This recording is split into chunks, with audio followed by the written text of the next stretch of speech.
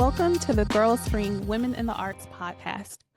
This project is made possible by the Alabama State Council on the Arts and is a partnership between the Birmingham-based teen girls empowerment platform, GirlSpring, and C. Jane Wright, a website and community for women who write.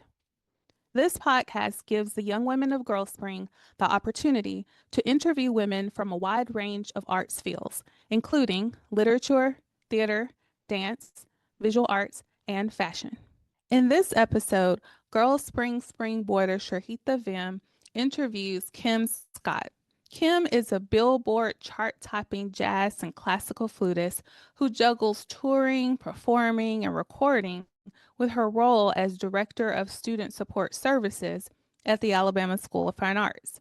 Srihitha is a rising junior at Hoover High School, where she's a member of the debate team, the STEM team, and business club. Let's listen in on her chat with Kim Scott. Hi, Ms. Scott. Thank you so much for being here today. Thank you. Thanks for having me. All right. So what initially drew you to the flute, and when did you realize you wanted to pursue it professionally? What drew me to the flute? Well, I grew up in a musical household. So my parents were musicians, instruments were always around the house, and music was always playing. So my mother encouraged, well, it was a little stronger than encouragement, but she wanted all of the children to play something. So I started off on piano and violin. 3, 4, 5 years old, played those for a while. And by 5th grade, when students are introduced to band for the first time, you have that band day where you go try out all the instruments. I gravitated to the flute. And I was one of very few people who could actually make a sound on the flute. And I just thought that was so cool. Plus, it was super cute and tiny and silver. And all my friends were trying to play, the tuba. Yes. A little big. I wasn't trying to carry that. So I was introduced to the flute that way, fell in love with it. And that is really what started my trajectory. Wow. Well, fun fact, I was introduced to the flute the same exact way. I did flute 6th grade through 8th grade. Very cool. Yeah, but unfortunately, I had to quit. I wasn't that good. Why'd you quit?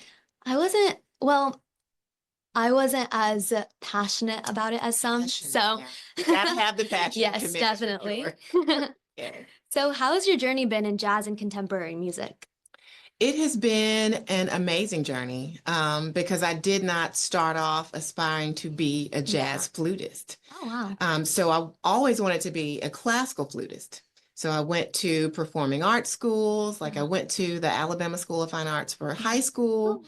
I went to Alabama, the University of Alabama for undergraduate school in Tuscaloosa because they have a very reputable classical music program. So I went there to study classical flute. Got degrees in classical flute, then went on to graduate school, got degrees in classical flute because I always wanted to play in the symphony. But in 2010, I realized there wasn't enough jazz flute on the radio. And I wanted to do something about that. I really wanted to use my platform, my instrument to be that voice, that additional voice, and do something, a little outside of the box to get a little more flute on the radio. And so it's been a really amazing journey because being bold and taking that step opened up so many doors for me. So now I'm, 6 records in now and have seen so many parts of the world just because I was advantageous and, fearless. Yes, so. I love that. So talking about having an influence on people, who do you think were some of your biggest influences and how have they shaped your life? I really have to say I have a couple of influences. One, my mother. My mother's story is she grew up in a household with 6 siblings. Parents, we had a modest living. They introduced them to the arts, but they couldn't afford arts education. So my mother went to college saying she wanted to be a classical piano major. Yet she had never taken piano lessons. Oh, wow. And they gave her an opportunity anyway. And she learned to play the piano in college while, pursuing a music degree in piano and became a very successful pianist and educator. So, her resilience and her passion for wanting to do something so bad that she made it happen was an inspiration to me. But also I had great teachers. like my undergraduate flute teacher, Yeah. just such a dynamic woman. You know, I love women who aren't afraid Yeah. to step outside the box and do something different or do something that they haven't seen done before. Yeah. And those types of people have always inspired me. So it just so happened that they were women. I love that. Definitely. I love that. Yeah. So what is your creative process when it comes to creating new music? That's a good question. You know what? It looks different every time. You know, sometimes I know I have a record to create and I have a deadline to meet. Yeah. So I'm like, okay, I have 9 songs to write and I'm going to write about these things and write with these people. And sometimes it's very organic. I could be, you know, driving down the road in my car and a melody comes to mind. Yeah. So I'll grab my cell phone and I'm singing it into the phone and, you know, that can't wait to get home to record it. So, you know, a lot of moments are like that. And, you know, it's just I like any way it comes. I don't like to be forced to create because I think when it's more organic, the music speaks in that way. Definitely. But I will say that I enjoy the process either way it goes. Yeah. I just love being creative.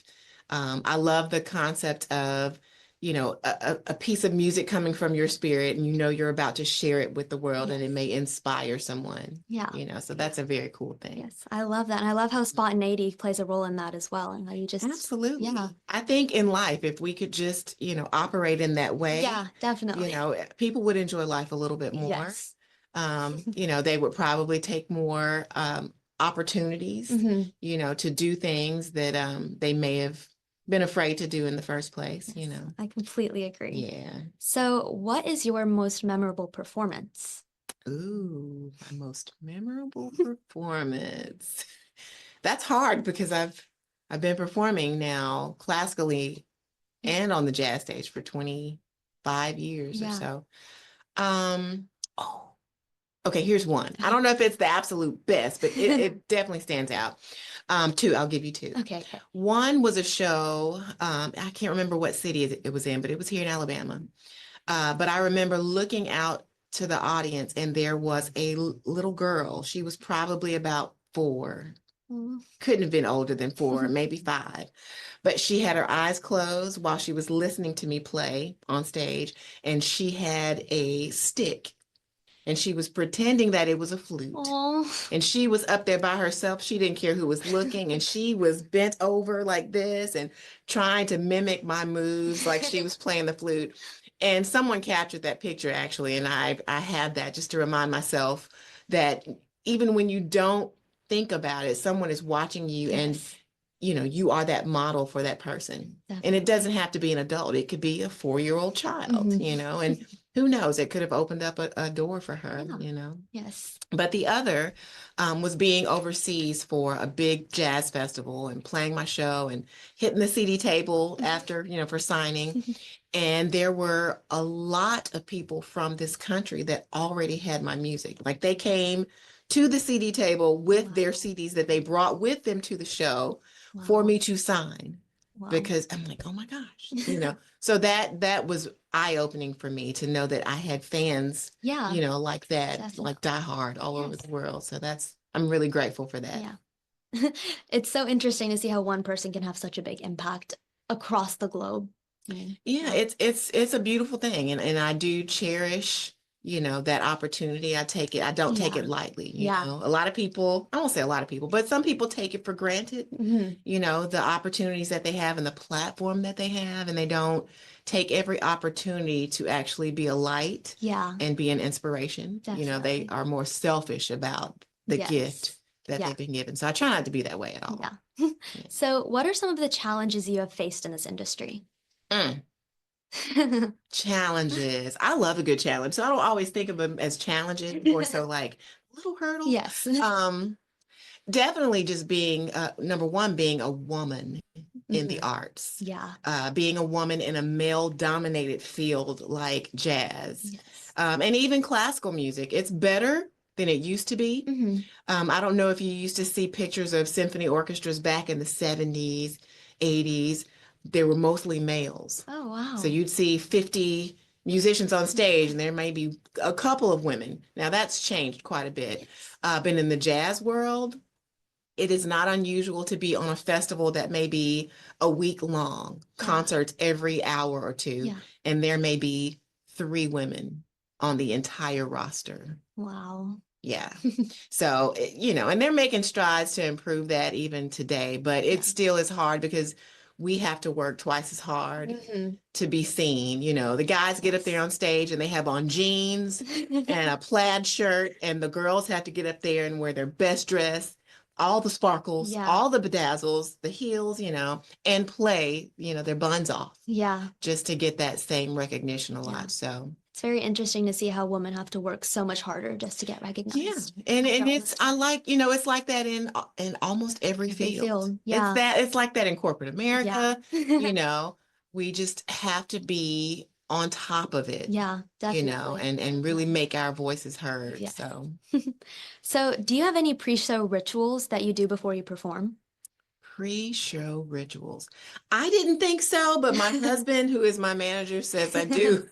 So I really go in very introspective before I hit the stage. I put my AirPods in.